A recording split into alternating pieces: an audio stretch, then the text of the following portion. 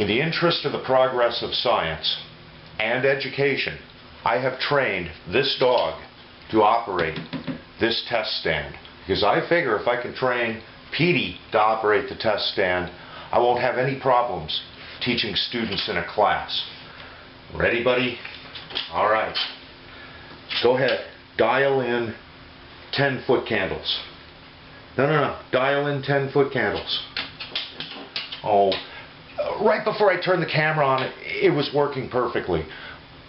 You're a grave disappointment to me. But you know what? I just can't stay mad at you. Yeah. Hey, this is a pretty good question.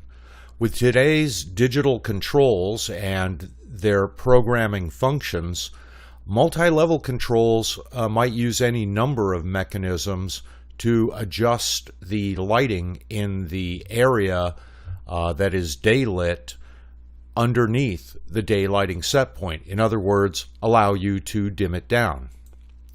So assuming that you're in some sort of an area with a room controller, area controls should be required. If multi-level control is required, it's probably going to be continuously dimmed because this would be nowadays an LED. And if you're required to have multi-level control, it's continuous dimming down to 10% power. And we have a case where perhaps we have a closed loop daylighting system, which is what we're going to be looking at.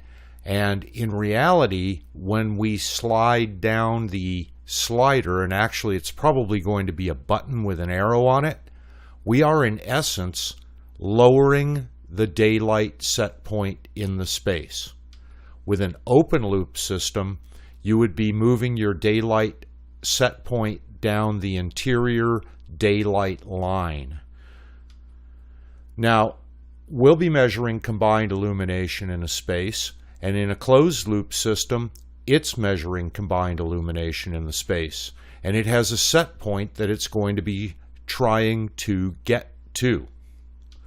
So, if we have a whole bunch of daylight coming in, then we should have our electric lighting driven down past where code says to put it.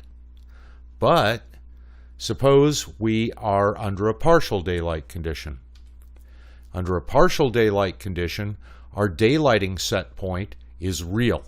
It's looking for combined illumination here, and we would be matching our combined illumination set point, and any manual dimming would be able to raise and lower the combined illumination set point in the space, basically, on this arrow. So this arrow is a little deceptive.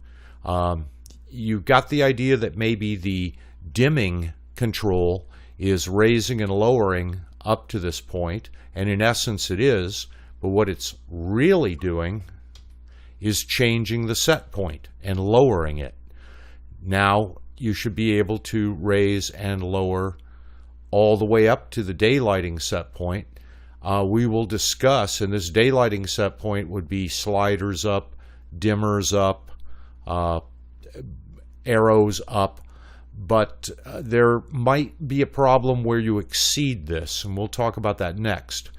But the thing to recall is that, in essence, you're changing a daylighting set point in a closed loop system when you dim the system up and down. Or, at the very least, you're not to exceed the daylighting set point. Let's take a look at an example using our simple little controller. Okay, it's sitting at a partial daylight level of about 52. There's 20 foot candles of daylight in there, and so we have a system set for a partial of 52.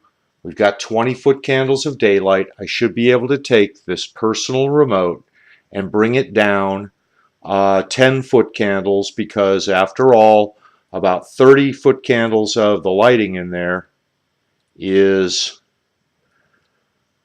from electric. So bringing it down to 42, let's see what it does.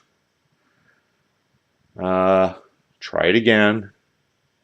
Let's bring it down to about 42. That's our new set point. We'll let it mellow out some. Alright, there we go.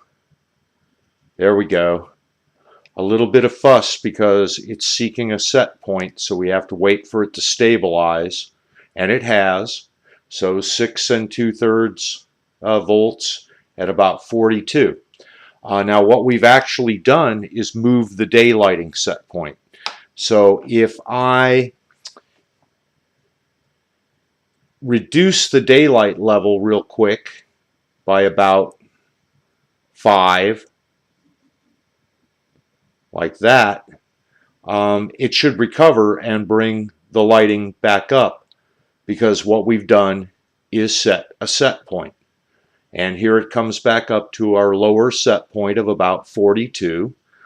If I put 15 in real quick,